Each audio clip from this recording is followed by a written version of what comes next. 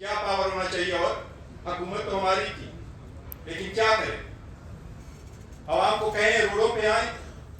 KP house में national conference जारी है। इस नेशनल कॉन्फ्रेंस में मुख्तलिफ सियासी जमातें जो कि अपोजिशन का हिस्सा हैं पार्लियामान में या फिर सूबाई असम्बलियों में, उन तमाम के इश्तराक से केपी हाउस में नेशनल कॉन्फ्रेंस का इनेकाद किया गया है। 3 बड़े नुक्तों पर यहाँ पर जो है इस 2 रोज़ा कॉन्फ्रेंस में बात की जा रही है। आज आने वाला फ़ैसला तोशाखाना 2 केस का जो फ़ैसला है, जो इमरान खान और उनकी अहलिया के ख़िलाफ़ आया है, जिसमें उन्हें सज़ाई हुई हैं। दूसरा जो बड़ा नुक्ता है वो जस्टिस महमूद जहांगीरी जो कि सुप्रीम कोर्ट के जस्टिस हैं, उनकी डिग्री से मुताल्लिक। पार्लियामान के हवाले से बात करें तो सबसे पहले जो पार्लियामेंट का इर्रेलेवेंट होना है और पार्लियामेंट का कॉन्स्टिट्यूशन के मुताबिक जो है वो प्रोसेस ना करना या काम ना करना, उसको डिस्कस किया गया है।